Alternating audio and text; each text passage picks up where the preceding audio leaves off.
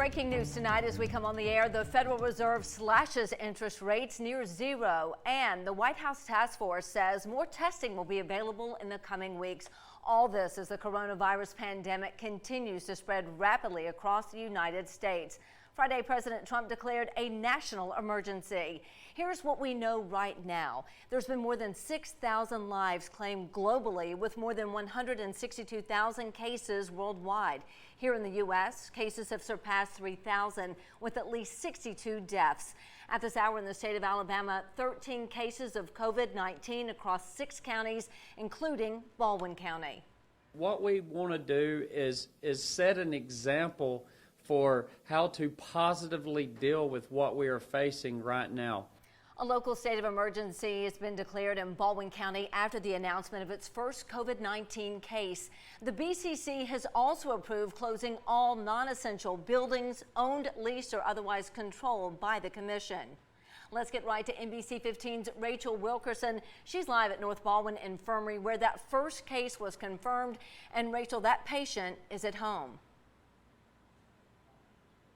He is, Kelly, and starting at 5 a.m. tomorrow, Mobile Infirmary Health will restrict all visitors. That includes Baldwin Infirmary, Mobile Infirmary, Thomas Hospital, and others.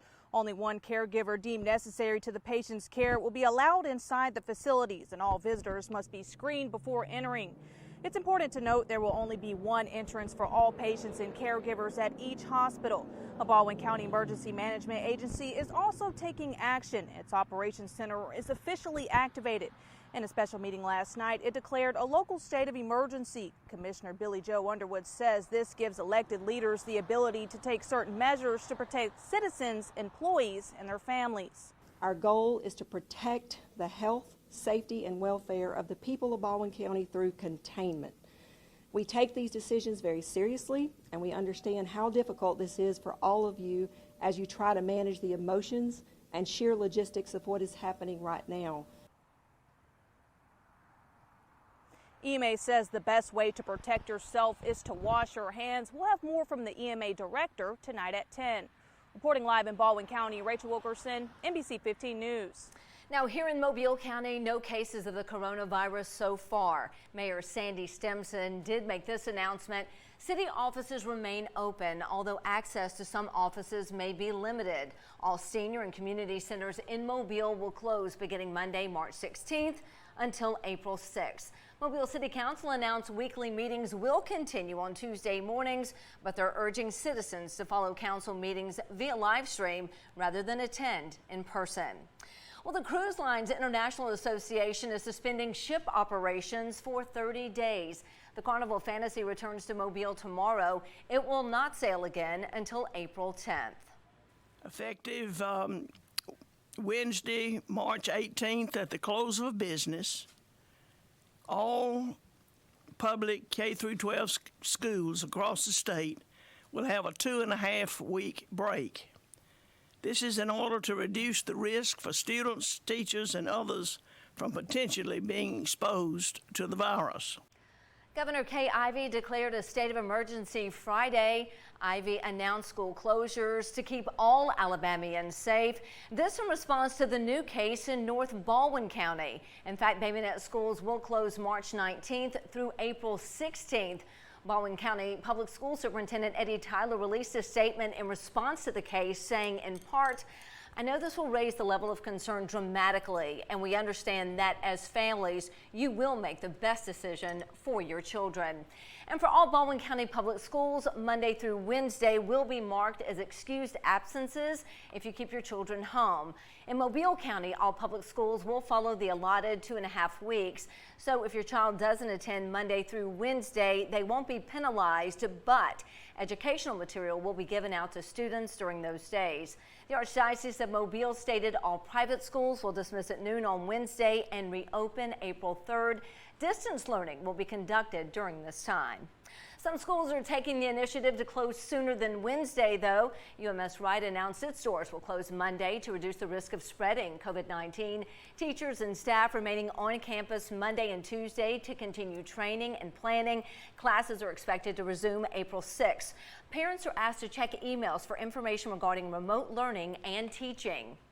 There have been several concerns, though, since Governor Ivey announced the closures of all schools in Alabama. We spoke to parents yesterday, and some told us that schools should have already been shut down, while others say they should remain open no matter what. If it's not a safe place for the kids to be, why are you requiring them to be in school on Monday, Tuesday, and Wednesday? Why not just start everything now? It's going to be a struggle for some parents that don't have child care. They're going to have to find somewhere. It's going to cost extra for the parents that do have their children in daycares per day to go to the daycare while schools are closing. And it's also upsetting for the children that they depend on lunch and breakfast at school because they don't have means at home. Remember, Baldwin and Mobile County school systems are encouraging parents to take their children to school if they're not sick. That way they can pick up academic packets. All this information is on our website, mynbc15.com. Now, as for college students, South Alabama is asking students to stay away from campus until mid-April. They have until tomorrow to move out of their dorms. Spring Hill College is shifting to online classes. Those begin March 30th, and as of now, classroom instruction is expected to resume April 14th.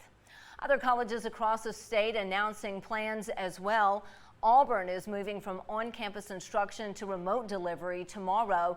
Troy University will be doing the same. The University of Mobile is extending its spring break through the end of next week. And finally, the University of Alabama is extending its spring break through March 30th. After that, university faculty will move to alternative and remote learning.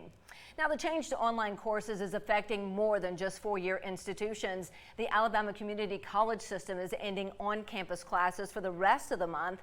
This includes both Coastal Alabama and Bishop State Community Colleges. The college's dorms will remain open. In Louisiana, students at Tulane University in New Orleans started moving out this weekend.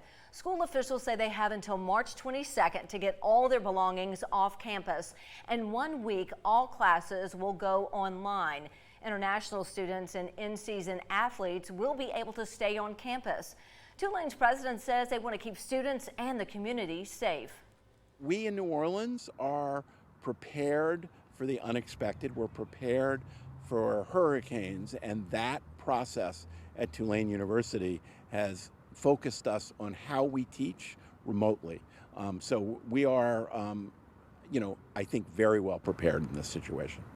Right now in Louisiana, there are 91 cases and 2 deaths. Today, a 53-year-old Orleans Parish resident died. He did have underlying medical conditions. New Orleans Mayor LaToya Cantrell mourned the man's loss in a Sunday morning statement, saying he was her friend.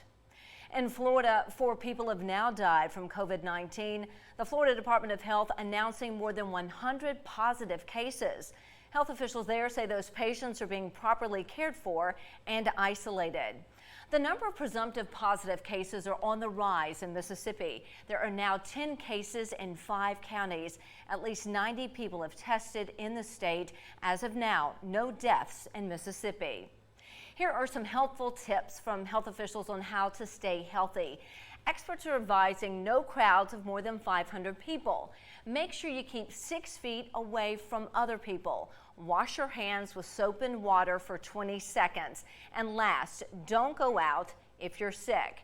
And here's the number, the latest to the coronavirus testing hotline. It's open right now, but keep in mind they're only answering questions about testing or potential symptoms. Go ahead and call the number on your screen for all your questions, and they will be able to help you out. Our job here at NBC 15 is to bring you the latest and accurate information about the coronavirus. We have a section dedicated to our coverage on our website, mynbc15.com. Here is a look right now at weather conditions locally. It has been a sun-filled Sunday along the Gulf Coast. We do have a cold front to our north. It is going to continue to sink southward. We're not expecting any showers today, but as we head into your Monday, the northern zones of our viewing area could see a few spot showers here and there, and it's not until St. Patrick's Day that we'll begin to see some green on our screen. Here's a live look from our NBC 15 tower cam, and you can see right now we do have a few clouds passing through the area. We're going to have some warm last days of winter. We are kicking off spring on Thursday, and not much wet weather in the forecast. A few spot showers on St. Patrick's Day, and then some splash and dash showers by Friday, and it's not going to be until next Saturday that we'll have the potential for some storms. Going to be a muggy March night. We're going to fall to 60 degrees. That's going to be the overnight low in Mobile. 58 Fairhope. Same for Gulf Shores. We'll have some 60s for Atmore and for Evergreen. And take a look at the rain chances. 20% Thursday, same coming in, and then by Friday, a 30% chance of wet weather. We're going to talk more about what's in store as we kick off this new season, coming up a little bit later in the show. Still ahead tonight, preventing the spread. Chain stores like Walmart, Publix, and Rouse's announcing big changes amid the coronavirus outbreak. Americans are adapting to a new way of life as the COVID-19 pandemic takes its toll on our daily routines. I'm Atra El-Nashar in Washington with what those leading the fight against the virus say about how bad this will get. Ahead for us, more American cities closed for business as tens of thousands are ordered to stay inside. And the scramble for families with child care concerns, how parents are coping as schools across the country close. All ahead on Nightly News.